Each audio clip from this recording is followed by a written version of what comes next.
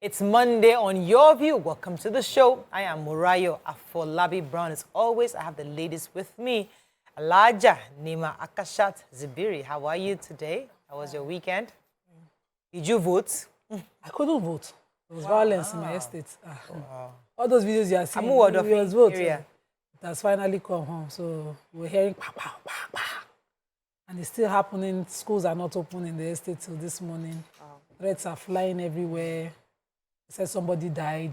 Not been able to confirm. It's been a roller coaster weekend for me. Started on Thursday. On my way to the kids' school, I heard the news of the passing of my dearest Sister Gania. We call her Sister G. She's a G. You know, that kind of Muslim sister that is down. We speak pidgin. She's just, such as the body, And she's a clinical psychologist. She has been on the show. Yes, several times. Very cerebral, very brilliant. I think I remember And her personality, so calming. She's my personal shrink. She's so many things. Yeah. I feel for her daughters. I feel for her very, very supportive husband. I've not seen in her last moments, as in everything, they've always been close. So I know the grieving is not even, what I'm feeling is small compared to what, if you know her up close. Yeah. The thing shook the Muslim community completely in Lagos. At the point, one of my friends, Alaja Shoneka, she was telling me about her friend, one of her sisters. I was not asking her, I said, Nima posted that picture. And then we now clicked that this is a guest on the show several times. Yeah, so resting. Very cerebral. Yes. How are you doing, BC? How was your weekend? My weekend was, yes, I voted. So I didn't know I was going to vote because I had a stomach upset all day. I was just rolling from the bed to the toilet and back.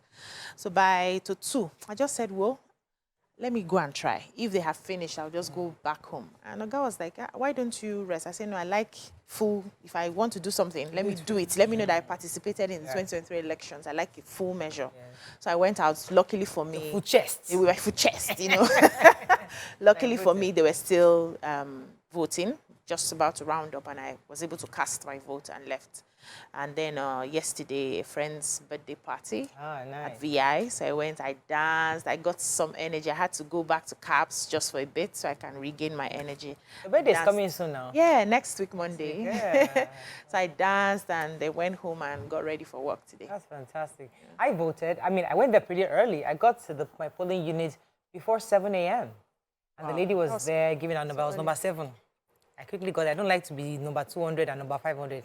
Got there, I was number 7. Me and Brown went there, he was number 8. We picked our numbers, and then we left and then came back at 9. Then they came pretty early. INEC really came early this time around, set up on time. We voted quickly, and then I was just there to observe. And I think we're really peaceful in my Magodo area. And this is my own polling unit, it was really peaceful. But elections have come and gone. We're still waiting for more announcements, but so far we've had quite a number so far. I even have this from yesterday's event. Dr. Maimuna Kadri had her first mental health conference in Lagos yesterday, and it was full. So I'll be giving the gist during the course of the week. Breaking it down for us. All right, let's go on a quick break. When we return, we'll look at the front pages of the papers. Stay with us. We'll be right back.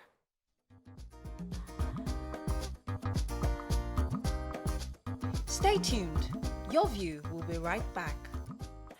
Thanks for staying with us. We're going to start with The Nation. Sanwo-Olu Abdulrazak Makinde Abiodun re-elected. INEC rules out repeat poll where thugs disrupted process. LP threatens nationwide protest over alleged manipulation of poll results. We are making ports better, says NPA MD Koko.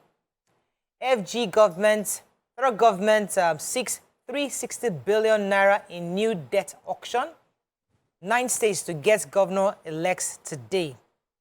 Okay, which story are we starting with? I think I'll take the Labour Party. Yes. Yes, so the national chairman of the Labour Party, LP, Comrade Julius Abure, has vowed that the party will resist what he described as ongoing attempts to manipulate the outcome of the ongoing gubernatorial elections in Abia and Enugu states.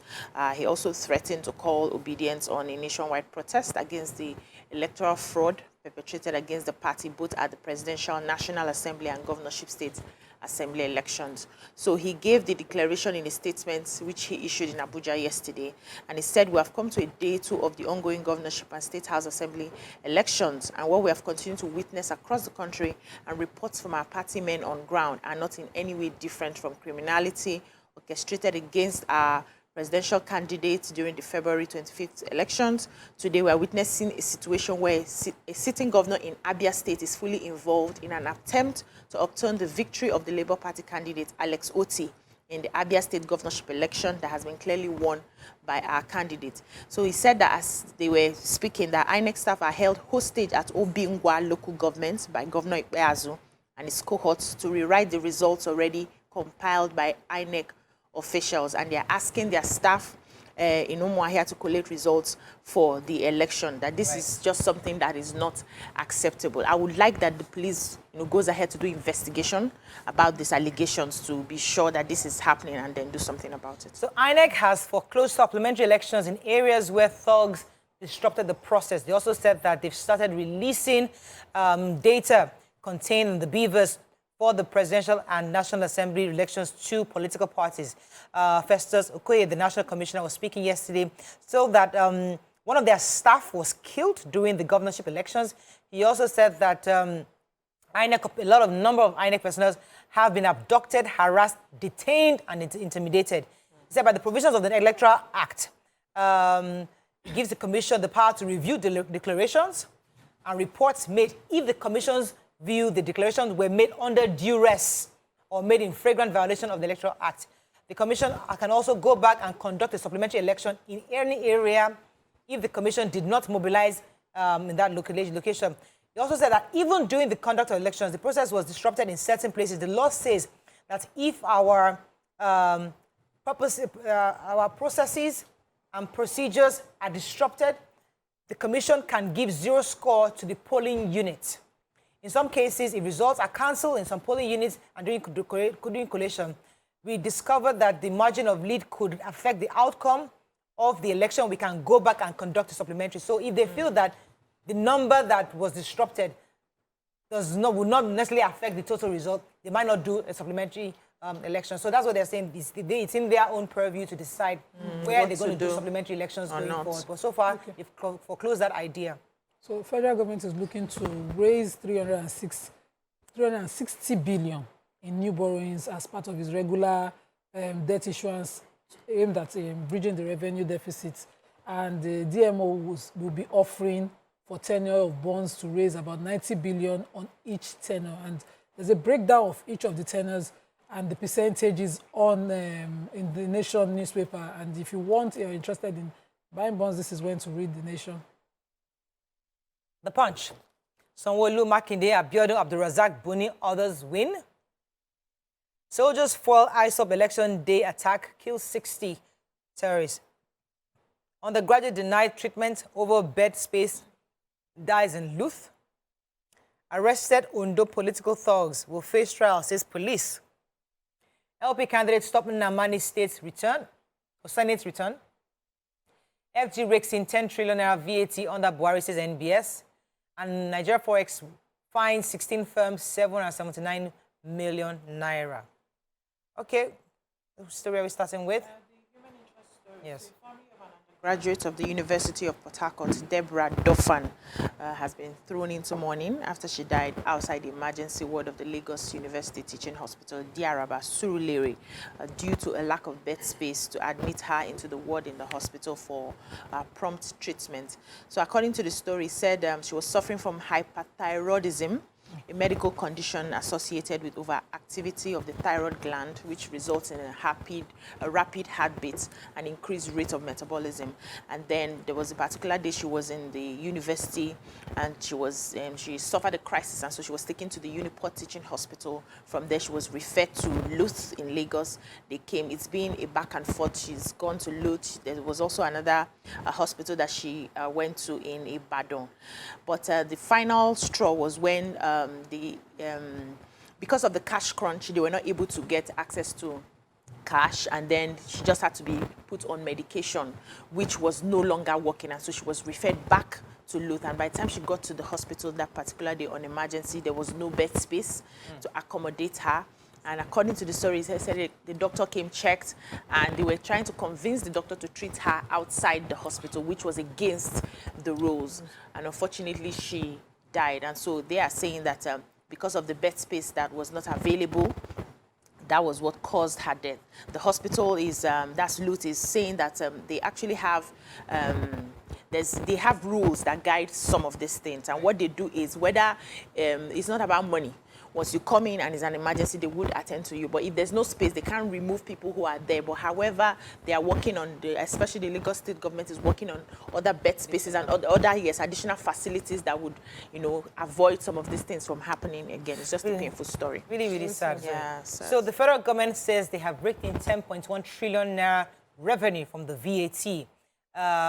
If you recall, the Minister of Finance had advised that the incoming administration should increase the VAT from 7.5% to 10%, according to her. She was advising, saying that the federal inland revenue goods are purchased and services are rendered when it comes to the final customer. According to her specifically, she said that revenue had increased from 2015, which is about 759 billion, to in 2022 to 2.5 trillion naira. That's a huge increase. And they said that it's because they increased the VAT from 5% to 7.5%, that VAT is a sure way of getting revenue to do a lot of work, which is therefore, the revenue is therefore shared to all the various tiers of government, and that she's advising the incoming government to increase to 10%. However, somebody had advised otherwise. I'm trying to get the name of the person. The economists, well, various economists have cautioned against raising the VAT from 7.5% to 10%, saying that it could stifle the country's economic growth. I guess this is something that the new administration will look into, but according to her, it's a very, very good way of increasing revenue that can be shared across all tiers of government. Okay, so yes. The spokesperson for the police in Ondo State, Mrs. Fumilayo Odulami, has said that, you know, arrests of suspects are ongoing in Ondo State right now related to election violence. He said 2 persons, including a police officer, were killed by a stray bullet due to some violence happening around the country. But she did not disclose in the Punch how many suspects were arrested. She said they continuously carrying on arrests of those who were unlawfully carrying firearms, those who were snatching ballot boxes, those who attempted murder, and, you know, all sorts of those offenses will be the charges that they will bring them before the court for. And they will also be harmonizing all the laws so that, you know, they capture more crimes for those suspects that has been arrested. She also commended sister agencies for, you know, for assisting in the arrest. All right, let's go on a quick break. When we come back, we'll continue with our review. Stay with us. We'll be right back.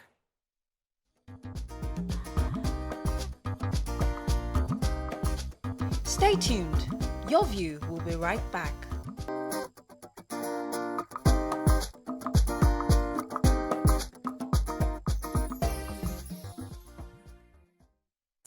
Thanks for staying with us. We're going to continue with Daily Sun.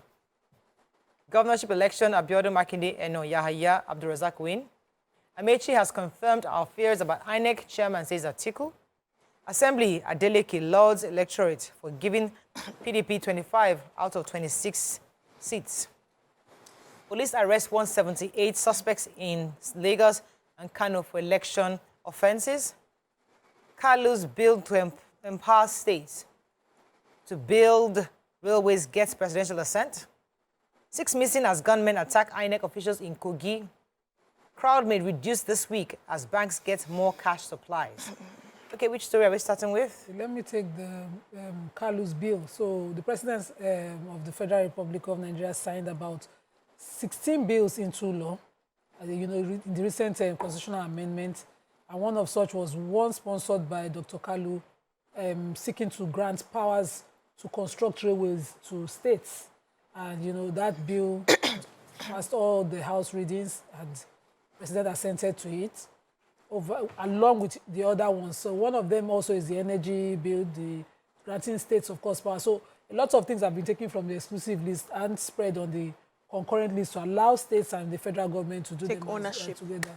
And so the Sun focused a lot on Dr. Ojuzo Kalu's bill, his contribution in the fifth alteration of the Constitution, as well as saying that, that is helping reshape the new Nigeria. And so states can now consider certain roads that are intrastate and develop them in conjunction with other states, as well as do rail lines for their indigenes or residents within the states of any of the states within the country. So I think it's a good thing as well.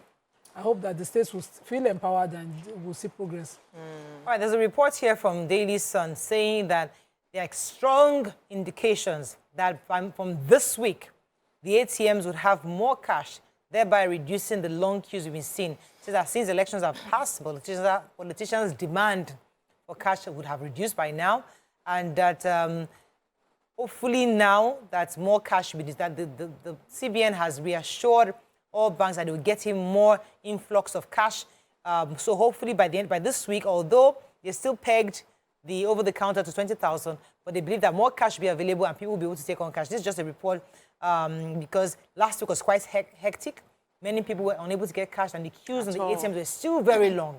So bank branches and officers have said that they're very optimistic that things will get out from this week. More branches would have cash to pay out, and they will definitely have more money to disburse once the CBN infuses a lot more cash into the banking system going forward. So 6 people were allegedly feared missing after unknown gunmen attacked 6 Hummer buses carrying officials of INEC in Kogi State in the early hours of yesterday. They said the incident happened around 2 a.m. Yesterday at Abajana. After INEC officials, had left, they were going back from the election. Said there were gunshots, wounds, including policemen and drivers. 6 people went missing, including 2 serving National Service Corps, NYSC Corps members, and 4 other ex-coppers. I said the injured people were already on admission at the Federal Medical Center in Lokoja. And according to one of the bus drivers, Mr. Salisu Ibrahim, he said he was shot on the right leg, though he's recuperating in the hospital. And they said the attackers took them by surprise because then they were going with the results of the House of Assembly election. And, when the attackers attacked them. It also happened in Rivers State. INEC also was attacked at the Coalition Center. They've mentioned all of these places that they had hoodlums attacking, and the government, the police is on top of it. Investigations are ongoing. In Lagos, they said they had arrested about 178 suspects for various electoral offenses this Saturday. They said 161 suspects were arrested in Kano, 17 arrested in Lagos. So the police is saying that they are on top of this. They are going to arraign these people and find out exactly what they have done. Vanguard electoral offenses, INEC to review Governor State Assembly polls results. For electricity, states to record more than $10 billion investment, says analysts. Lagos polls, death threats won't deter me, REC warns politicians. 6 missing as police rescue 99 kidnapped INEC officials in Kogi. Afenifere Bode judge described Lagos polls as sham. LP threatens nationwide protests over alleged plan to manipulate Abia and Enugu polls. Cash crunch lingers despite compliance of Supreme Court's ruling. And Jean-Marc Cordier, renowned oil trader, joins NNPC. So the former vice president of the Abu Dhabi National Oil Company, Nigeria is going to find one of the best of the best, yes, has joined the services of the Nigerian National Petroleum Company, NNPC, as head of its oil trading arm. According to the statements by Mr. Garbadin Mohammed, the Chief Corporate Communications Officer of the NNPC, it was said that Mr. Cordier's appointment is in furtherance of the ongoing repositioning drive in the company towards improved growth, better performance, and service delivery. We're hoping that he comes with his wealth of experience, having been worked in the UAE, Abu Dhabi. He's a mix of, I think, French-Swiss national, and he has quite a bit of, there's 30 years physical and experience in the physical oil, the oil derivatives and risk management, with significant experience in reorganizing and creating trading business. So we're hoping that he brings his wealth of experience to help us ensure that NNPC becomes profitable. And hopefully, especially now that the president-elect has already hinted that he might be removing subsidy. Might be, he will. But he will be removing subsidy. So we need to ensure that either way, that this revenue that the NNPC becomes a profit-making decision by itself without subsidy. Okay. I have I know you have your reservations on international. You understand. But for now, reserve your comment. Let me comment my reserve. The rec for Lagos State during collation yesterday, or after collation yesterday, addressed people speaking, saying that, you know, those issuing death threats to him, let me call his name, Mr. Olusegun Agbaje, said that those issuing death threats to him on the outcome of the elections, he is not afraid of death, that those of them aggrieved should do the needful. He also mentioned that elections are won at polling units and not at collation centers. Said that an election should not be a do or die affair. Snatching of ballot boxes are not good, and it is not visible for a rec, including himself, at this time of elections to manipulate results at collation centers. It's not visible. And he said, so for those of them sending death threats to him, he's a Christian, he's an Anglican, and he served for 30 years with the DSS, that he's not afraid of death at this time. As he will now he has lived. Yeah, so people should, comport themselves. And I'll address my personal reservations on those issues during the hot topic. Yeah. So experts, analysts are saying that they are predicting that we will need more than 10 billion additional investment attracted to the power sector. And this is following the amendment of the Nigeria's Electricity Act by President Muhammadu Buhari. And before the amendments, we know the power sector was placed under the exclusive list of the federal government, which excluded states from investing, regulating generation, transmission, and distribution activities in the nation. But now this is changing already. And so data obtained from the Energy System Operator, which is an autonomous unit in the Transmission Company of Nigeria, says that Nigeria's electricity generation is at 4,742 megawatts, including a drop of, indicating a drop of 4.2% from 4,950 megawatts recorded 2 weeks ago. And it's also showing a little over 4,000 megawatts, which was transmitted to consumers, apparently, which is too small, considering the nation is, more than 200 million people. But with this latest amendments that we have, the experts are saying that it will empower a lot of people to get into this industry, to put adequate institutions, structures, and then we can attract a lot of foreign investors, which would up our electricity game. We are all hopeful that this will actually happen. Okay, the Nigerian Tribune. Makinde Abiodun Yahaya Eno Abdurazak Muni win. PDP wins 25 Osun Assembly seats. APC wins 1. 26-year-old female wins Assembly in Kwara. Nigeria's Forex reserves down by 578 million in 2 weeks amid rising dollar demand. Human Rights Commission to invite Kogi Governor MC Oluomo for questioning. CSOs call for independent inquiry into 2023 general elections. And we are overwhelmed by security threats. INEC raises the alarm. All right, so many Nigerians. You want to go? Yes, I want to quickly take the Forex story. So our Forex reserve, we shared about 578 million over the course of, between this March, over demands for dollars. So the foreign airlines have about 744 million trapped with the CBN at this time. And so we've been shedding our Forex dollar reserves and Forex reserve over time due to this. We have the manufacturers and exporters also decrying the inadequate dollar rationing with the CBN at this time. I hope that aside these two important sectors that, clearly reported, it's not Nigerians trying to japa, because of elections are over as well. All right, so Nigerians are celebrating a 26-year-old journalist, online journalist, and the owner of the online media outfit in Kwara said, Miss Rukayat Mutunrayo Shitu. She has won the State House of Assembly elections at the Owode Onire State Constituency of Asa local government area of the state. Ms. Shitu, a candidate of the APC, had been described as one of the youngest candidates, possibly in the whole of Nigeria contest. And her experience, let me tell you, she was the president of the Congress of Noun Students, that's CONS, at the National Open University. in Nigeria. That was experience. And she ran for office.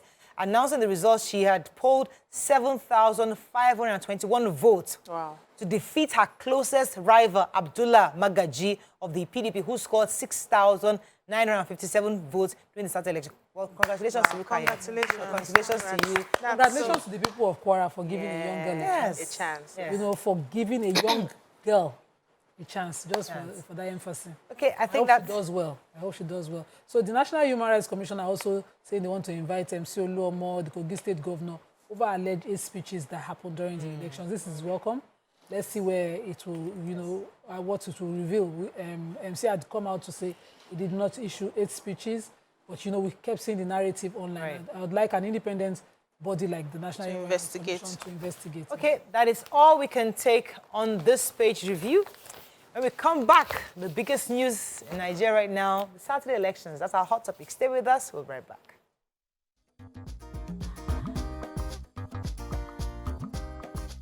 Stay tuned. Your View will be right back.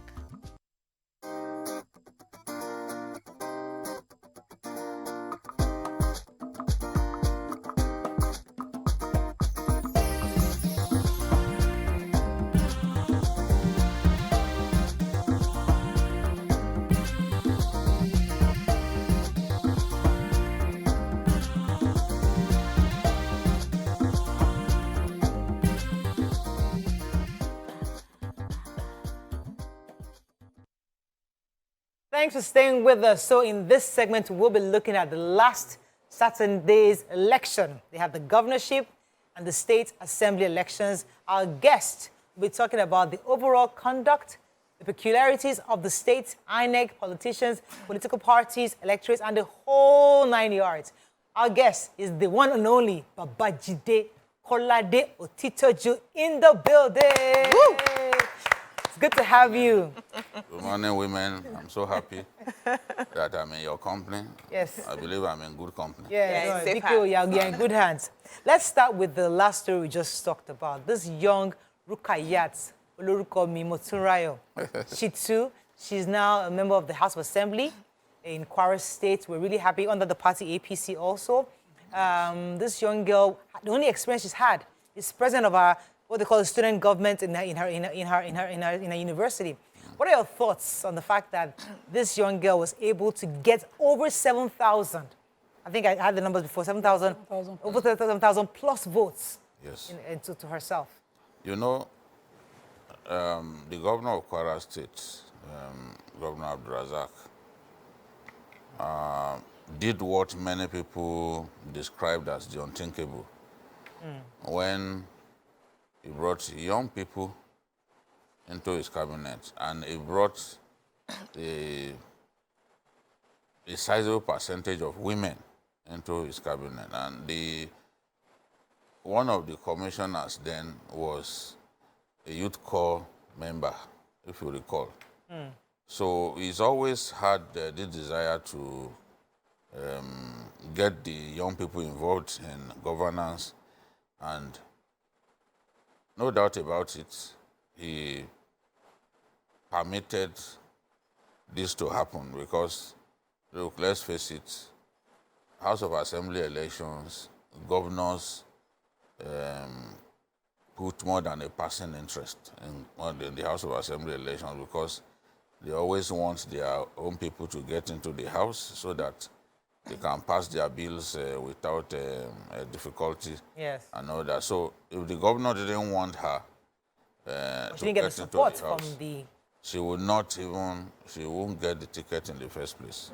So we have to give kudos to the governor for allowing such a young person to get into the House of Assembly. And for me, I'm not surprised because he had done that earlier. He had done something similar to that by appointing a core member into her cabinet, his cabinet. That's very good. So that's progressive. That's telling you that this look into the future. Right. Yes. Yeah. So you know, it's one thing to want a young person who is male. to be a part of government. It's another thing to want a young person who is female to be a part of government. What does this say about the people of, what's the state again? Kwara State. About, allowing sort of equal opportunity to both male and female. You know why I'm excited about this? She won election in one of the most conservative voting areas in the whole of Kwara State. Ilorin Emirates. They are very religious, they are very conservative. I don't know any other part of Kwara where they are actually more conservative and more focused straight jacket on the religion, on Islam as religion, like the Ilorin people. And this guy came out of Ilorin Emirates. That says a lot, to suggest that things are changing. If you also look at the pattern of voting in Adamawa State, Binani won in the most conservative. She's yet to be announced, so I've been careful. No, I'm talking about the polling units. Polling units, the local government. She won Adamawa South, she won Adamawa North, and she won Fufore. Fufore is just about 15 kilometers to the state capital. Those three local governments are the most conservative, with very thick Fulani population in those areas. So it's already a shock to people. Adamawa South is our own constituency, and that's where the Lamido of Adamawa is. People have told us that the traditional institution does not want to see a woman as governor because it will look odd for the king to go and pay obeisance to a woman. But wow. she won resoundingly. In that place? In those I'm not saying that she won the election because Fufore is still very much in contention, and the PDP does not agree with the results. I think the last because figures have been bandied around. There is one in which she was said to have scored 37,700 or so to 7,000 by the governor. There's another one in which she's believed to have scored 26,000, while the governor scored 21,000. I think it's that second one that they... Wasn't the contention. Yes. So we'll wait for those winners, but it's just the interesting fact that, let's come back to Ms. Shitu, because she is Don't young. forget also that the commissioner was a woman. That young commissioner, the core member. Yes, she was. I wanted to, when you talked about the governor giving room to this, power still is very much with the people. Yes. My brother, uncle, supposedly, my grandfather's child, ran for House of Assembly in Edo State. And the APC, there was serious contention. I have videos of the deputy governor trying to stop collation. And the people resisted it. I saw people I could identify at collation centers pushing at the vehicle of the deputy governor and saying, leave here, let the people's votes count. And, so the people can also say they want somebody. Yes. And they will defend it. So it's beyond the governor's it's beyond, interest, but people. The governor can start a new narrative by giving room, but the people must also see credibility in the young girl. Yes, fantastic. That's a fantastic point. And being an online content creator, she had the popularity. She had the popularity. A good number of peers, her age mates, wanted to support her, wanted her to win. What just needs to be done is to build on this, so that we can get more and more young people, more and more women. She has just blazed the trail, because a lot of young people that want to get in office, this is another format they can actually copy, where you have an online following, people see your commitment, and you now take that to the post. They will follow you, they know what you stand for. In Kwara, online might not just be the only thing. In the kind of area she's from, I saw videos of her being hugged. It has to be grassroots. Yeah. Yes. She could relate with the people. Be on ground. Spoke their language. Hugged. She was hugging people. You will see it in a proper she also village did setting. grassroots politics. So she did grassroots politics. So you must appeal within the area you want to. And you must work with your party. Work with your party. Let's also go. Let's move a bit to Akwa Ibom, the happy hour governor-elect. He was saying recently that he's going to make Fridays the happy hour. Go out to the bars, drink, hang out. Almost free. Officially. And people are thinking, what kind of man is this one? But now he's governor-elect. How did that happen? Happy hour. How did that happen? Akwa Ibom, the presidential election was won by PDP. So I knew all along that PDP will win the election. In fact, I predicted it. And this man actually got his mandate validated by the Supreme Court just not long ago. I was a real struggle for that ticket. But once the Supreme Court gave him the all clear, I knew that he was going to win. Because the truth is, these governors, a lot of them, their hands are not clean. They want to put their own people in power so that they can cover up their misdeeds. So you see the determination with which governors approached the governorship election, especially outgoing governors. They didn't approach the presidential election in like manner. So you look at Yobe, for example. PDP won Yobe State, but this time around, the governor won easily. Even where people had predicted that power could change, like Gombe, for example, based on what transpired during the presidential election, the governor won easily. So the governors put so much energy in mobilization during this governorship election to ensure that, one, they remain in office, and where they actually live in office, they made sure that they got their people, their own candidates to succeed them. And we've seen also a governor, like the governor of Edo State, his party came third in the presidential election. Clearly, it's no longer as popular as it used to be. I doubt if it's even popular anymore. But because it was clear that if the APC, which came second in the presidential election, should dominate the House, then it could be impeached because of all kinds of misdeeds attributed to him.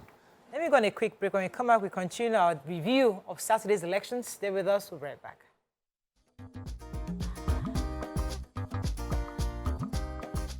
Stay tuned. Your View will be right back.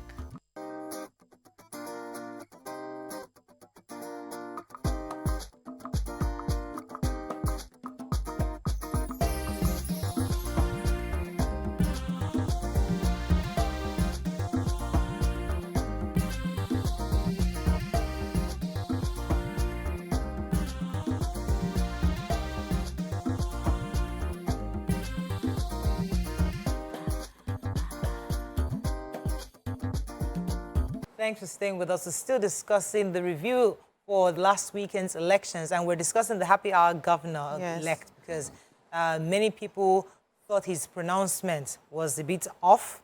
But what do you think? I mean, let me come to you. BC, you have a question? Yes, I wanted to ask. So, sometimes we sit back from the outside and then we believe that we know better than the people who are living the dream, right? And for him to emerge as a winner, apparently the people in his states like the idea of the happy hour.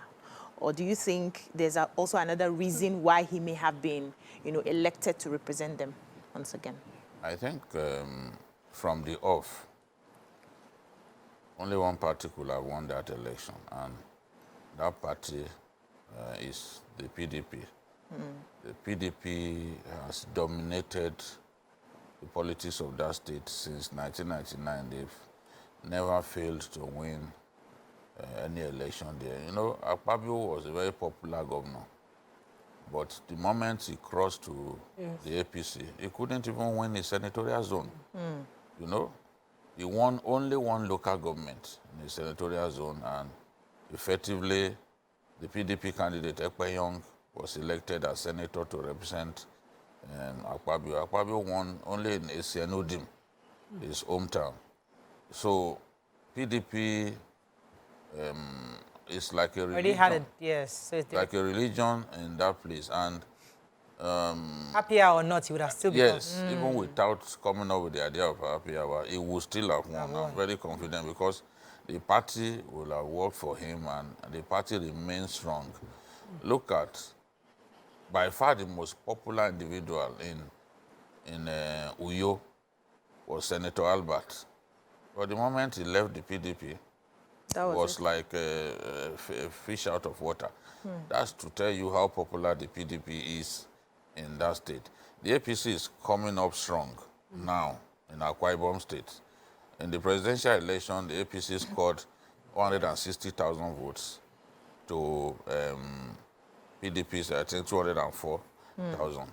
The margin was about 54,000, I remember. So that should tell you that the APC is coming up strong, you know? Gradually. Coming up strong. So maybe in the next few years, things could change. Okay. There could be a change of battle in terms of the leadership of the state. But for now... Let me get one more question in for this. So what happened when Akwa Ibom handed over to Udom?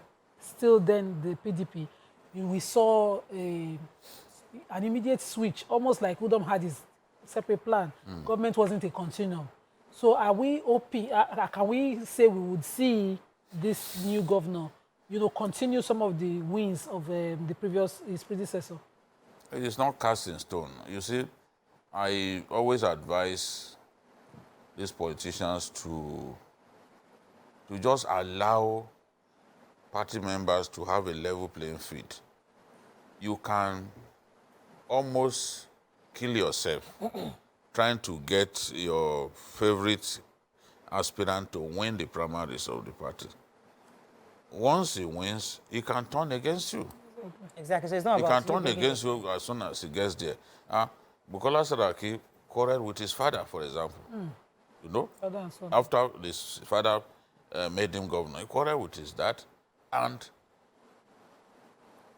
when it was time for him to leave, he also made sure that his father's choice did not win the election by adopting the whole idea of power shift to Kwara South from Kwara Central that had dominated for many years. It doesn't matter if your candidate, because it's not about you making sure that your own candidate comes. Yes, most of them. Okay, let's look at Gombe. What is happening in Gombe now? The governor and his godfather had been at loggerheads. Before then, the former governor and this same godfather were also at loggerheads. Yeah. In fact, the Dan Kwambo, the former governor, did not visit his godfather since the day he was inaugurated as governor. So when the godfathers, that's Danjuma Goje, when his wife died, that was the day the governor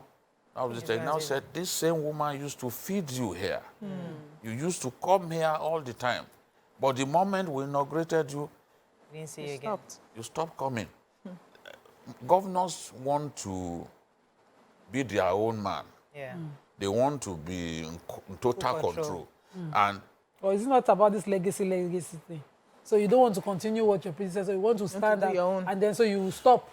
Unlike what we see in Lagos, where Governor Sanwo-Olu continued the Agege Pensinima Bridge and finished what Ambode started, because, you know, Lagos is a continue. And then you just see a governor coming in Akwa Ibom, whatever Akwa Ibom must have done. Stop. Where is the hospital? It was like, I want us to go back to this celebration. We don't want to analyze too much because we are still in a celebration mood. There's so much to talk about. There's time for analysis. But we just want to just see all the intricacies that happened within the elections last weekend. So let's go to... let me just chip in.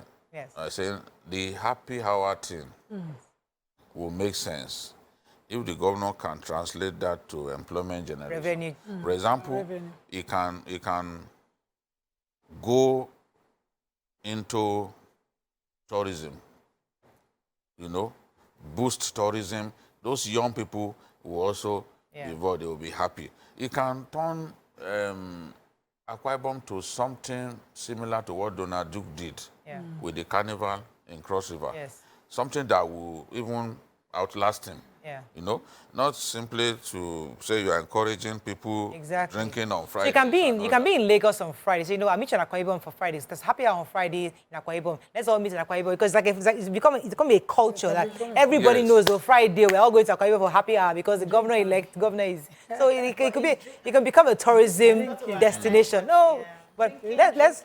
It should be much more than drinking. Yes, for happiness. Dancing. Something tangible. Culture, Let's go to Oyo State. Governor Seyi Makinde, he has been re-elected. In Oyo State, many people felt that there was a lot of competition between him and the APC. They thought it was a bit funny because many thought that he worked for Asiwaju's presidency candidacy, and they felt that everybody should collapse their structures to support him. But the APC man said, no way, I'm going this head on. What do you think happened in Oyo State? Do you think that those are actually, there was serious fight between the APC and the PDP candidates in that state? You see, people like to describe Seyi Makinde as a naive politician, somebody who should not be in politics, because having been in corporate Nigeria for so long, he had his own ideas about how things should run. And some of those ideas really are antithetical to the political culture in our country. So people get frustrated by some of his methods. But when he decided to join the G5, other governors, rebellious governors, he was the first to come out to say, I will not vote for you. He told Atiku in plain language, I will not vote for you.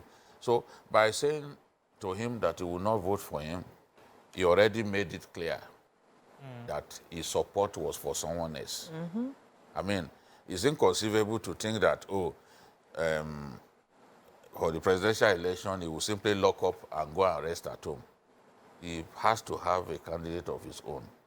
And remember when Asiwaju visited the state, he said something. He said, in Oyo State, Asiwaju Newa. So people interpreted that to mean that, he wanted to support Asiwaju. There is no doubt about it that in that election, there was an instruction that Asiwaju should be, they should vote for Asiwaju. Now, it came with so much collateral damage because all the, most of the PDP candidates, the senatorial candidates lost because people kept voting for, they kept voting for the APC because that was the instruction that they got.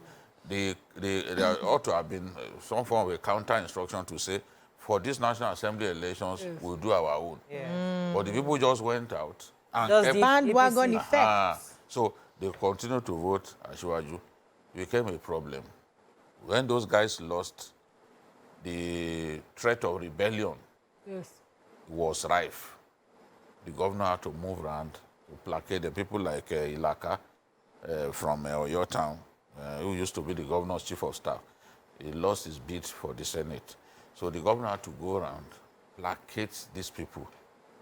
And then for the APC, a good number of the power people within the APC in Oyo State, having realized that Governor Seyi Makinde supported the presidential candidate of their own party, they were already anticipating the shame, the opprobrium that will come in the event of Seyi Makinde losing the... You can even guess how people like Dino Melaye would, because already they were telling you are all failures because some of them lost the Senate. So the people were already imagining how the PDP leadership will react to it. They will mock him. They will almost laugh him out of town. So they didn't want that to happen because should that happen in future, anybody in Seyi Makinde's shoes would be reluctant to play the Omoluabi role because he just felt, look, this thing should go back to the South. Yes. I'm not going to say, oh, I'm a good party man, therefore I will support my party. There is an Asiwaju on the ballot. He's from the Southwest. Let me support him. So he did that. Now, with some of the Asiwaju loyalists determined in their hearts to not let Seyi lose, Yes. Seyi effectively splits the APC voting bloc into two. So yeah, that's what happened. Some of them went for him. Then the How come the crucial... APC guy did not do the Omoluabi factor of also stepping down for Seyi Makinde? No, don't also... You see, sometimes, you see, I always warn against... how do I describe it? When the campaign is extremely caustic, when there's so much anger, so much name-calling, so much bad blood generated during the campaign, it's usually difficult for people to say, one, you defeated me, I agree, I congratulate you. If you go back to the debate, there was a debate conducted in Yoruba between Teslim Folani and Governor Seyi Makinde. They were abusing one another like children. You know, it got so bad, and I'm like, well, this is a sitting governor. I mean, there should be respect. Decorum. They were abusing one another like children. So I knew that, look,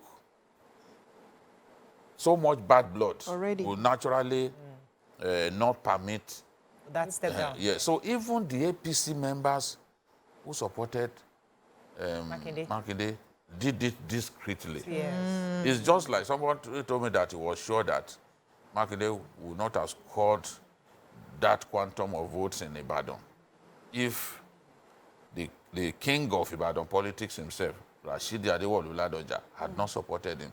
But Ladoja had his own party, Accord, had a candidate. So even if he would do that, he has to also do it discreetly.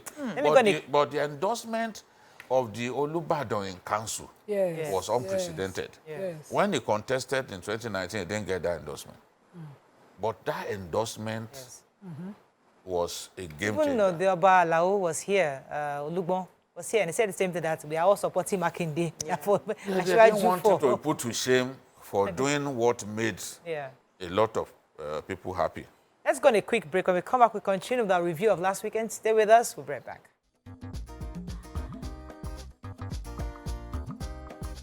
Stay tuned. Your view will be right back.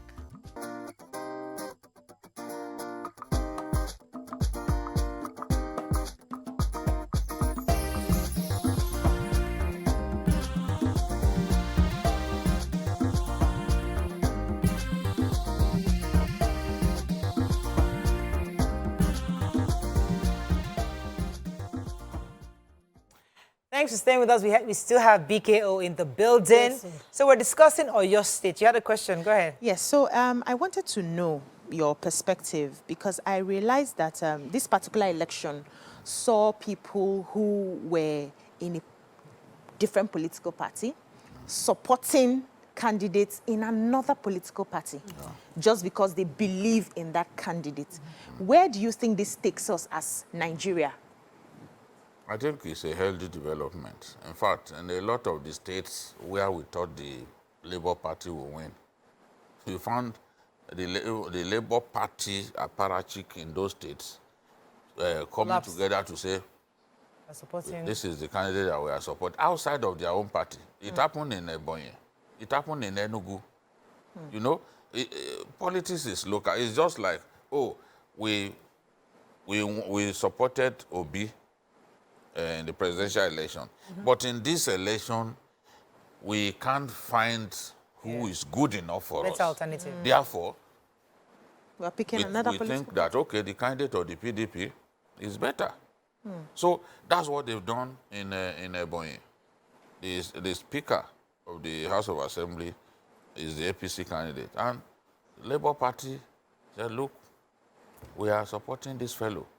Even in Rivers, they did the same thing, although the party leadership now said no, that we do not agree with what has happened. We are going to dissolve the ESCO. And the ESCO in the state said, no, you cannot dissolve us. So incrementally, we are seeing this kind of alliances or endorsement even from party candidates that we thought were even strong enough to win. Because if normally people would have expected that the way Labour Party swept the presidential election, yes, that at least they should be able to produce a good number of governors, at least 11 governors. That fear was there. Many people thought that this hurricane would be coming, would definitely, but so as you said that politics is local. So yes, there's one, we can all come together on one umbrella for the presidential. Yes. When it comes to governance at the local level, Nigerians seem to want to be able to choose individually. People they trust, yes. People they trust, who they work with. Yes, that's the thing. You look at Cross River, Obi won the presidential election in Cross River. But in the governorship election, the Labour Party was nowhere to be seen. You know? And in some cases, their own candidates were just not good enough. You know, after Obi joined Labour Party, some people just went to meet him there. And they were just giving people tickets. You know, some of them were not good enough. So does it mean that Labour still has work to do? The reason is because I thought, I mean, the thing was that when Hurricane Obi came, many people now see the opportunity to revive the Labour Party within their states, thinking that by the time we get more governors from Labour Party, they can build on that towards 2027. But the way it's looking so far, do you feel that Labour still needs to go back again and still begin to recruit more people to get a proper structure within I also the think that some of the governors in the states worked on the Labour Party structures, the Labour Party leadership in their states, offered money and all of that to ensure that, look, they were not affected by that Hurricane Obi. I know, for example, that in Enugu State, the people who always decide who becomes governor in Enugu State, the Unamanis of this world, they had been saying no, that it is Umba, it is Peter Umba that they wanted. And they got many people to support them. So I wasn't surprised when Labour Party said, well, this is the person that... it could also be that some of these candidates in the states, people don't know them very well. Because we've seen them simply endorsing and even stepping down for people that Obi could not have agreed to. Yes. So, but you have a candidate in a state, Labour Party, you don't even know him. You don't know what's his pedigree. You see the kind of sort of person who will fold easily under pressure. And that's what we've seen. So, for me, I'm happy that even outside of Labour, there were other parties too that were saying, look, let's not waste our time. This is the best person for the job. We saw a lot of that happened, especially during this governorship election. Added to that was what I said earlier, that the kind of zeal, the determination that governors put into this thing, because they into the governorship race, they want to win, and they want to install their successors. So they didn't spare any effort. They worked out. If it meant talking to rival parties, they were prepared to do it. So let's move to Ogun State, Mr. Otitoju. I want us, because we have little time left. Ogun State was quite close. I mean, Akwa Ibom 13,000. It was like he just managed. I mean, 13,000 is a small figure. Yes. I mean, for a sitting governor to be almost overthrown by the PDP. How did that happen? I mean, people know Adebutu was obviously very, very popular. You know, people were even scared that Akwa Ibom had lost. Yes. So what do you think happened in Ogun State? First and foremost, Ibikunle Amosun's anti-party activities. Ibikunle Amosun, the immediate past governor, decided to work for the candidate of the ADC, be Otegbeye. And Otegbeye got more than 90,000 votes. You can imagine that if the 90,000 votes went to Dapo, of course, Dapo will have had an unassailable lead, a much more comfortable lead. In 2019, Dapo won with just about 20,000 votes, very close. This time around, 13,915. And some of the balloting in Ogun East, naturally you want to give Ogun East to Dapo. But here was Adebutu even flogging the governor in his hometown. Both of them are from the same hometown, Ikperu. So in the contest in that hometown of theirs, it was Adebutu that prevailed. And then beyond even Ikperu, Shagam, Adebutu also prevailed. I think that generally, because Adebutu too had been in the race for some time, and you know, he's generous, his father is very rich, yes. He had been working on the people in that area. It's like Ogun East was his major catchment area. He concentrated on that place because naturally a governor like Dapo, who had done a lot of work in that area, shouldn't have problem. You should expect that he should have a kind of block votes coming from Ogun East, his own constituency. But even in Ikene, he lost. So I think that the fact that Adebutu had been working hard in that area was a factor. I also think that the anti-party activities of Ebikunle Amosun was a factor because he shouldn't have been permitted to go outside of his party to openly support another candidate. So where we didn't expect Prince Akwa Ibom to do well, communities that he had abandoned, they are bad roads. Yeah, they were his saving grace in the end. Imagine. He got his best votes from even Songo Water. You know, those areas. I was surprised. Yes, those are the people that gave him the votes. He would have lost the election. He got the bulk vote. YK is always talking about that road. No, there's another factor that he has started doing works in that area. About a week to the election, we saw them. They even put. He was lucky. When YK comes, you come and help us verify. Asphalt lane. I think what worked against the Akwa Ibom of Ogun was the lack of infrastructure, completing those connecting roads that Lagos State would have finished halfway, and the rest of the side of Ogun State was abandoned. But we are grateful that, you know, he got re-elected, so let's him come back and face governance properly. But we saw something happen. The Kwankwansias standing their ground in Kano, establishing that this is the source of Kwankwansia movement. The NNPP have now, you know, ousted APC in Kano. How did this even happen? Let's just see a bit of history. We saw videos of them escorting the electoral. Maybe they're escorting them to the polling units. I was like, followed it. What? The pictures. They did not lock an estate and lock INEC officially. They escorted them all the way by foot to the polling collation center. Wow. You see the pictures? No, the crowd. Like they're following the cars. This thing was not changed. With leg. No, you see, the Kwankwasia movement is a tremendous movement in Kano. It doesn't give them money. He doesn't even buy pure water for them, but they are ready to die for this man. Wow. I think in the final analysis, when you build people, they are going to be there for you. 8 out of the people who won election into the House of Assembly, 8 out of them were students that Kwankwaso sent on training abroad. No, some of them graduated as aeronautic engineers. These were students, young people. That's why you see young people going after him, because they believe, look, this man is our future. We can do anything for him. He sent them, depending on your area, your field, your area of competence. He sent them to different countries abroad.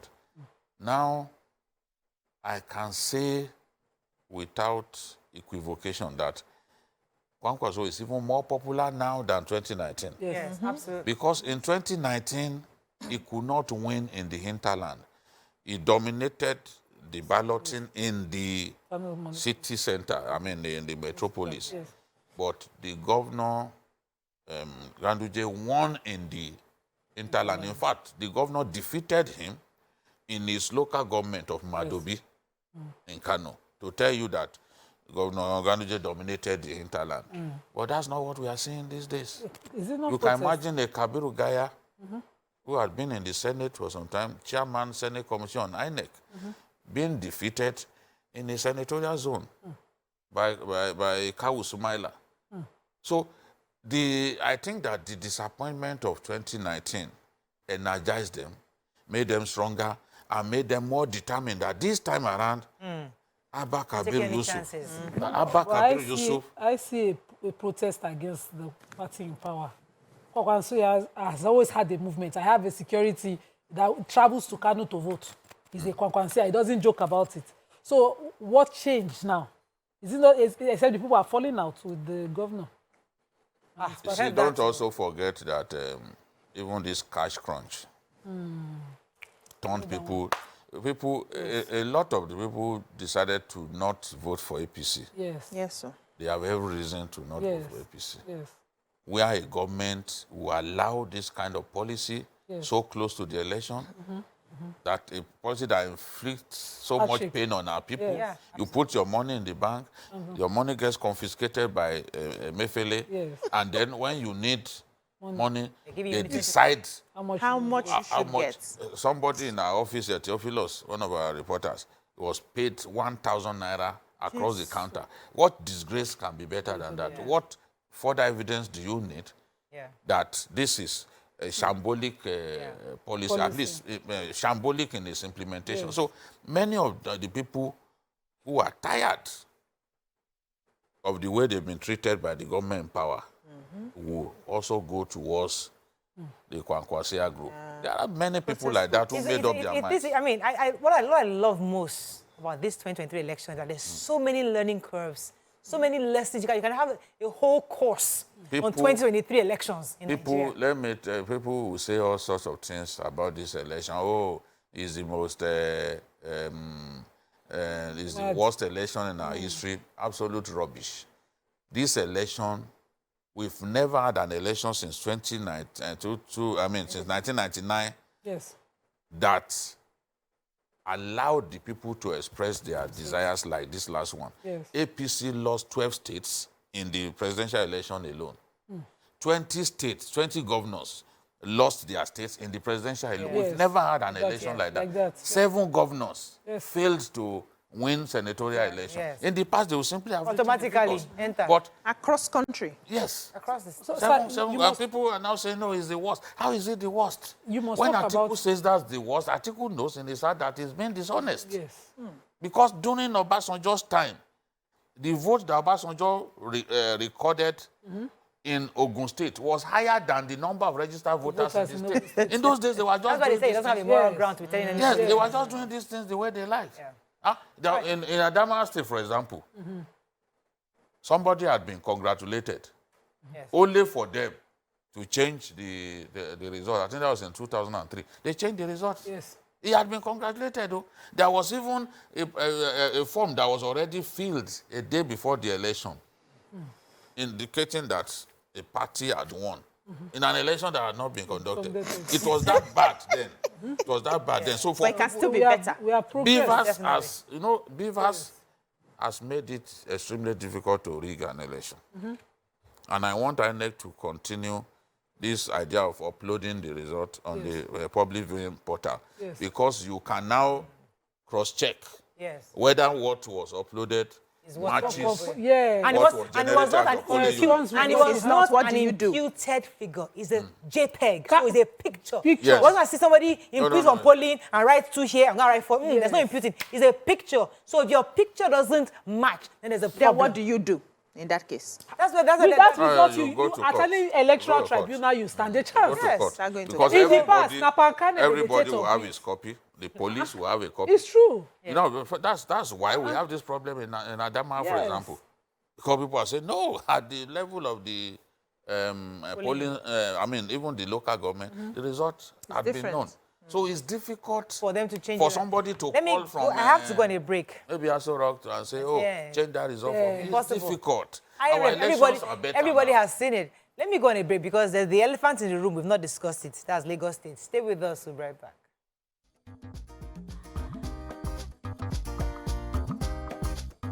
Stay tuned. Your View will be right back.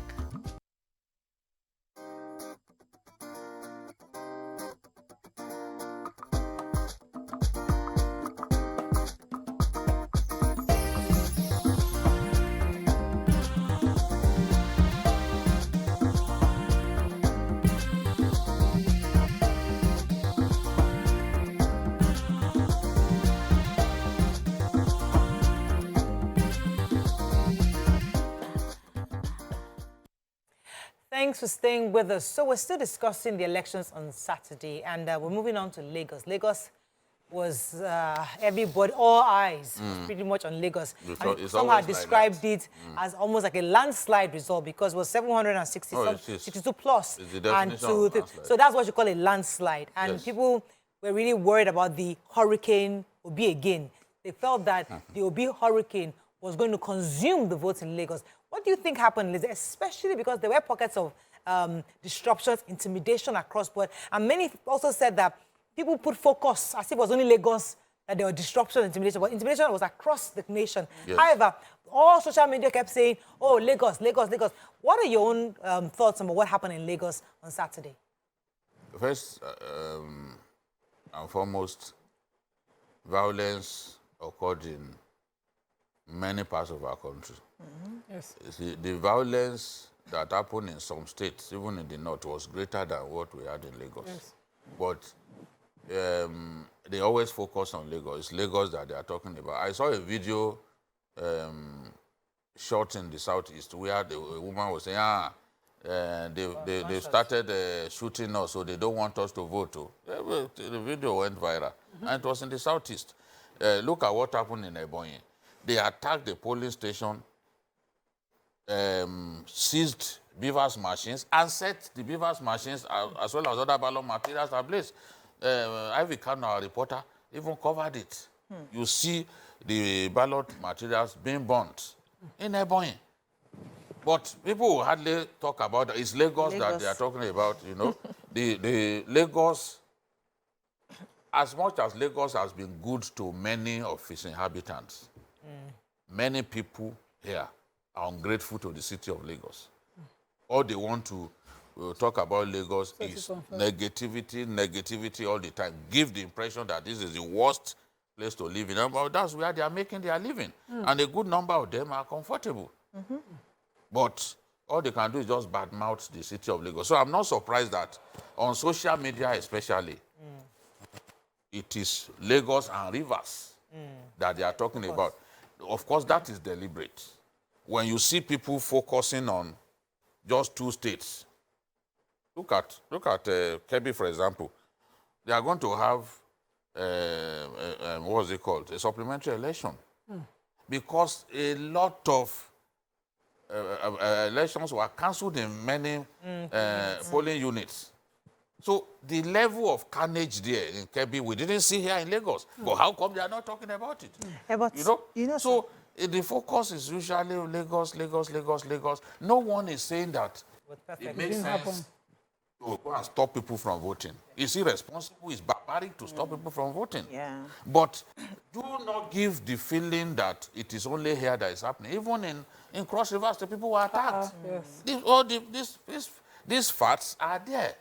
But to give the impression that it's only two states, Rivers and Lagos. And I said something recently. I said, okay, even if you took away the entire Southwest votes and the entire Rivers votes, Asiwaju will still win the election because he will still score over 7 million votes.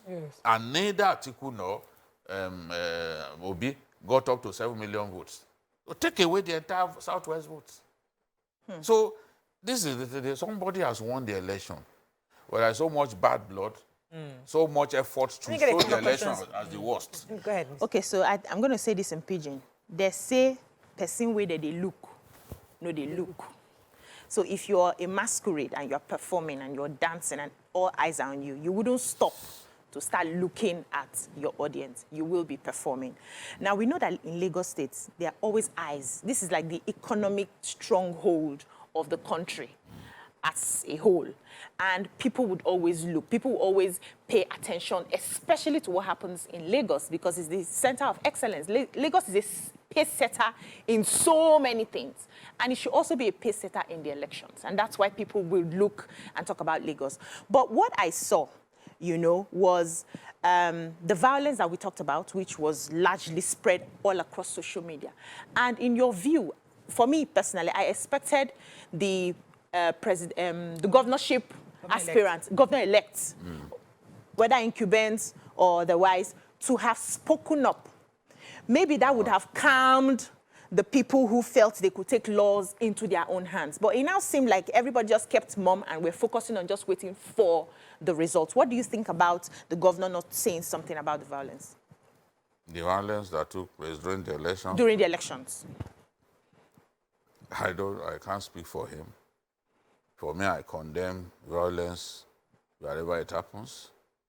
I think that there was so much bad blood going into the Lagos election. Too much. People were angry. And people on both sides, because of all the rubbish about Lagos being no man's land and all that. And look, for a lot of people, they didn't even need extra motivation to come out and vote. Yes. Those who were angry, who did not come out to vote during the presidential election, they came out. Even people within the APC who were unhappy with their party and the way they've been treated, they came out because of that feeling that, they are saying Lagos is no man's land. Is this how we'll be watching? They came out. In Magodo here, they didn't beat anybody up. Those old men came out and were saying, we are voting.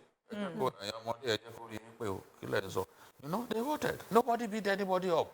And they voted, and the pattern of voting and the nature of the result was different to the last one. You see, APC made a mistake in the first election. The mobilization was not enough. Even agents were not paid. In some polling units, APC did not have agents in the last election. I'm saying that. And we said, look, you didn't mobilize for this election. Asiwaju came into town, called a meeting, changed the people who were supposed to be custodians of the money. He changed them, got some other people involved, to handle it. Those who had been doing this with him for years. Yes. And the money, in fact, as early as Thursday, some of the agents have received their money. Right. You think it won't reflect on the way they will work, the way they will mobilize? So the pattern changed. Look at Alimosho. Look at the kind of votes coming from Alimosho. Yes. People, it wasn't as if those people were not there before. But the party behaved like the people did not matter. So now, after losing the election, they reached out to them in Isolo. They reached out to Shame, master mobilizer of people. Reached out to him. He had been angry. Reached out, and they've decided to work together. That's what we have seen. Let me get a few more questions. And when you say Sanwo-Olu scored, if you add the votes scored by the second and yes, the 372,000. And then you multiply it by 2. Sanwo-Olu still scored higher than them. Yeah. That's the definition of a landslide. You know? So I wanted to talk about, because Sanwo-Olu would have won this election whether or not intimidation did not happen in Amowo-Odofi, because how many votes are these areas where we're talking about? Yes. The Labour Party candidate could not win his own polling unit where he is resident. And nobody beat anybody. And there was no fighting there. So the narrative that the whole of Lagos is under fire, that's not the narrative. But social media, people tend to mislead. They are out to mislead. I couldn't vote because early morning, Onireke, there were already gunshots. You will see the town boys coming out to say, you people want to take our land. This narrative, they were threatening. By afternoon, my polling unit, everybody hold their head. We ran back in, and there was no voting. So the issue has not resolved till now. My neighbors are now rushing to take their cars out of the street. People are guarding their houses. Nobody is sleeping anymore at night. Where are we going exactly? Which is why I wanted to add to it what BC have said. The elections are over. We already know what the results have read. When will the governor address, angry nerves? True. We need to calm things down. I think he said, even in his acceptance speech, he said that he said let's come together and work together. Yes, but I would doesn't want violence in Lagos. He said all of So them I would are also self-transport. want a particular direct address to the people in Abule Osun, Irede community, Onireke, all the way into Ojo, where this was high. Husbands and wives are fighting right now that are married intra-tribal marriages. Yeah. People everywhere is tense. That's why these tribal narratives are dangerous. Dangerous. Yes. For me, when I was a young man growing up in Kano, I had girlfriends who were Igbo. And in fact, I could say if I had not been transferred to Lagos, maybe I would have married an Igbo woman. You know? So people have intermarried, and then we are spreading hate among ourselves. Yes. It makes no sense. At all. It makes no sense. Elections, I've said it before, it's just that people don't listen. There's no reason to endanger your own life because of a politician. The Nigerian politicians are not that responsible for you to want to stake your life on them. Please say it again, sir. Say it again, let them hear. You are blocking yourselves on social media because of a politician. Are you that we still go back and say, you are fighting your wife? You are fighting your wife? Since you have even mentioned it, let's talk about the Togri. Because just this morning, somebody is cursing and asking tankers parked in Ijegu to follow my car and kill my family. Jesus. So if I have a choice, I am a journalist, I wouldn't have posted my choice. But the threats were just up to here. And by nature, as an adult girl, I will post it. Okay, so what do you want to do? So now you come on our pages, you're threatening. It is a choice. You made your choice. Can I make my own? Some people don't want other people to. And you say that is not ugly? Yeah. And we're only addressing election day violence? It's cyber ugly. Yeah. Those abusing people, those who do not think that you have a right to make your choice. Yeah. Like when Morayo said, okay, this is the person that I want to support. They make it look like it's unreal. What? Even in the US, we saw even broadcasters publicly say, okay, we are against Trump. We are and the CNN fought him from day one. Yes. They never left him alone. Yes. You know, so, and even newspapers, tabloids in the US, the editorial, they will say, we have endorsed this person. And they expect the people who read them to do the same. Yeah. So it's not even strange for journalists to have preferences, political preferences. But to make it look like you are an animal. It's not allowed here. Come and say, oh, Jide, we thought you were a man of Let's talk about Governor Sanwo-Olu's speech, because, I mean, it's important for us to reiterate some of the important things he said. He did say that if you truly love Lagos, he's willing to open his door for those of you that were in the contest with him, even in his government. What he's implying, because that hopefully should douse the tension. That say, I am opening my doors. We all love Lagos. Everything that was done is because we all want this to work. Some people are difficult to placate. The APC primaries that we had, presidential primaries, there are still people who have not forgiven Asiwaju for winning. Despite the fact that I even went to see them one after another. Yeah. Some people are difficult to placate, but the job of the government is to calm the tension down. The tension in Lagos is not what we're happy to see. The energy of Lagos, you cannot say that energy is concentrated on a particular ethnic group. Yeah. Everyone has jumped in to make Lagos the place, I mean, the beautiful place that it is. And we don't need to hate one another. People are behaving, these people, especially our young people, they never play politics in their life. They don't even understand politics. Yeah. Why are you abusing people for their choices? When you were talking about this, I have some young people that work with me. And I was saying them straight that growing up, my father was exiled by the military junta. Yes. I didn't see my father because he was an exile, because of the military. I suffered as a child also, where you know that your father was being chased and you're getting crank calls. These are things people go through, but you have no idea. You just assume somebody just woke up tomorrow and say, I want to be president. Because they've seen the journey.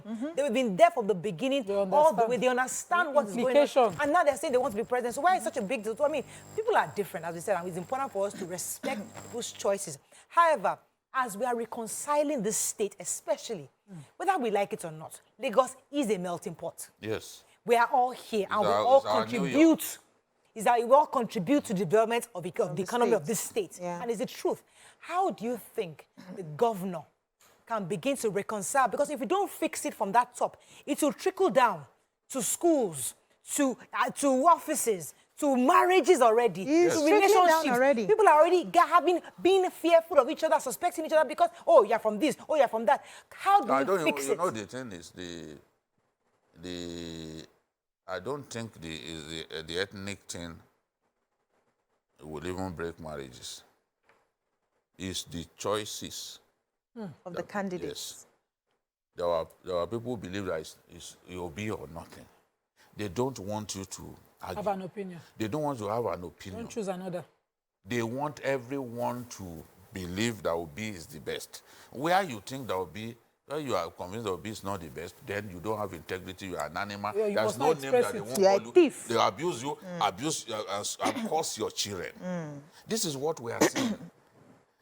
I don't think any speech by someone will make such people to change, because it's difficult to explain this course of action. What kind of reasoning is this that will make a man turn against his wife because of political choices? Even in the we are just not mature politically. Even in the US, you see the wife is a Democrat, the husband is a Republican. Yes. But they will be joking, they will be exchanging Can we banters. even use the narrative in Lagos, for instance? I have been in the dominated PDP areas. I have lived there since I got married. And I have never seen the APC do anything there that will be recognized. We were falling in the craters on Badagry Expressway before this governor became governor. And one visit to that area, there was, and in fact, the entire intention of Lagos was on that area. But today, they will tell you, so, oh, look, he not do anything. At the polling unit, you will see the conversation, like, hate a man, but give him his credit. No, they will not. So what exactly will he say to people like that? And when some of us give somebody credit, they say we don't have integrity. Oh, we used to think you had integrity. Oh, it's not in your place to give me any form of validation. Emefiele has integrity when farmers when they were standing by Emefiele, standing by an incompetent CBN, and you thought rice now from the farm. This is the season when we should be enjoying cheaper rice. We are still paying higher than we paid because the farmers have lost. Let me ask you this question. Go ahead, Bisi, let me let you jump in. So, you know, I used to feel that we can speak English however we like, but we are not the ones on the streets that we push for this. You know, we saw this play out where some thugs and, you know, people you call hoodlums took over and said, this is what will happen in this polling station. Yes. You know, driving people, flogging. There were videos of them flogging people out of the polling station. Yes. How do you think we can begin to communicate to those people? Because they... No, not the thugs. I'm talking about Lagos State now. Local lords instruct. It seems like they are there. They are there, they are present, we cannot ignore them, because even if we understand that it's okay for you to like this party... The question to ask is, did they do that in 2019? Yes. They were flogging people and saying that you must... No, they didn't. There's always been thuggery, but not flogging. But not flogging. That's why I said, look, the nasty rhetorics that enveloped the political space in the days leading to this election led to this violence. I mean, we saw election here in 2019. Yes.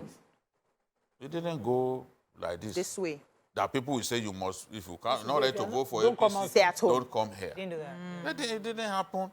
So they felt that they've been somebody called on Loju kind of thing. That was a reaction. That's why I gave the example of Magodo here. APC lost in Kosovo here in the last election. Yeah. But this time around, they came out, even the old men. In my polling unit, a woman, very old woman, two people were holding her hands. She made sure she came out to vote. We didn't see her the last time. So that she will not go out that the land is no longer Yoruba land. When she cross over, they will take your land. Yes. So was the narrative. Traditional rulers. You know, the humiliation. So they didn't want that. You remove our traditional, you remove the custodian of our culture. In my polling unit, for instance, the gist, I was saying to someone, it's secret ballot for a reason, so that you are protected. Yours is Amuodofin, just me. Yes, Amuodofin. You know, I vote in Ojo. Okay. I live in Amuo. So the narrative is secret. I mean, sorry, the ballot is secret to protect you. So vote. If you want to watch it, stand and watch it. But the conversations at the polling unit are so provocative. I saw some of the indigents, the way they were cowering into their corners during the presidential elections. I was like, thank God, though, it was safe. But the fear I had played out during the governorship. Yeah. So they were voting, people had chairs, people were drinking, they were conversing in different languages, and I just saw all of a sudden things just changed. The people are now saying, we asked you people not to come out to vote. We cannot lose our land. They have already sold, and so this narrative of the disrespect of the hosts I've seen is so some of those blatant videos. in the faces. Once you shoot a video and it goes round, people can make their opinion, come up with their opinions on that video. There were some videos meant to provoke people. Talking about provocation, so I have to pause you for that, sir, because I have very little time. Yes, the narrative was there, but there were some provocative tweets, provocative statements that have been made by people that should know better. Yes. Yes, things are already tense. But certain people, even within various parties, started saying things. Leaders who should be more educated and exposed, they were hitting things up. So who can caution them? That's the nature of the Nigerian politician. Okay. The Nigerian politician wants to win. All this talk, I will talk to thugs. The politician finds the talk useful during elections. After elections, they are abandoned. Yeah. Yes, now. Truth. That's how did militancy start in the South? These were political talks. How did Boko Haram start? Boko Haram men were people that politicians used as thugs. They used to call them Ekoma boys. They used them as thugs before. Then you abandon them with their weapons in their hand, weapons that you bought for them. Of course, they will turn to criminality. So the politician wants to win by every means possible. That's why some of them will start their talks to go and beat up people, stop them from getting to that place. I've been talking about this for over a week. I said, with beavers in place, elections are much more difficult to rig. So politicians now would rather not allow their opponents to vote at all. Even get to a place where they will vote. So it's a problem that we have. It's a bad one. And it is not limited to Lagos, no matter how some people try to paint it, everywhere. Let me ask you a trick question. So in Lagos, for example, is it possible that if people were allowed to vote without intimidation, that GRV would have won? It will never have won. How do you know that? Is it with Abu? I know that, see, if they mobilized the way they mobilized this time, they don't have the numbers. And I refer anyone listening to me, or even you, to the prediction I made about 3 days before the election. I said, this election, the pattern of voting will change. Yeah. I said it emphatically because I was sure. They simply failed to come out because a lot of them were angry and they were not mobilized. But the moment Asiwaju came into town, he said, you, deputy governor, you and this person, take over. The deputy governor was born into a highly political family. Yes. He knows what his father was a leader of the Justice Forum. Yes. You know, he knows The thing about grassroots politics. And he said, Then aside from handle this mobilization, disbursement of money. Disbursement of money is important. If you do not do it the right way, it will not get to some people. If it doesn't get to them, they can even work against the party. Yes. You know? So let me tell you, the rate of mobilization. There was no way that anybody else could have won. No, even if you don't, that's why I gave did they beat people in Magodo here? Did they beat in Alimosho? They didn't have to beat people. People counted their votes. Elections They were didn't have to peaceful. beat people. We have just a few They local didn't have to governments. beat people. They don't have to beat people to win. Yes, You have to wrap it could now maybe they will win some assembly seats, but Not DRV the cannot governorship. win the election. Yeah. You know? I think that's all we can take. Congratulations to all the winners. I think it's really good for our democracy to see that people's votes are counting. We're waiting for more announcements, especially for Adamawa. We're hoping that the numbers don't change because we saw the numbers already on IREV. We saw the expectations of the people. We hope that once we hear from Adamawa, then we can do another level of celebration because it will be a huge success to know that a woman has become the first governor. But we're waiting for that announcement officially from INEC. But congratulations to all the other winners, and we hope that in the next few days, everything will be restored. Cash will be restored, normalcy will be restored, and our sanity People will be restored, calmer. and we can move on And to the other friendship. things. And friendship so- will be restored. That's all we can take on today's show. Have a great day. We'll see you tomorrow. Bye for now.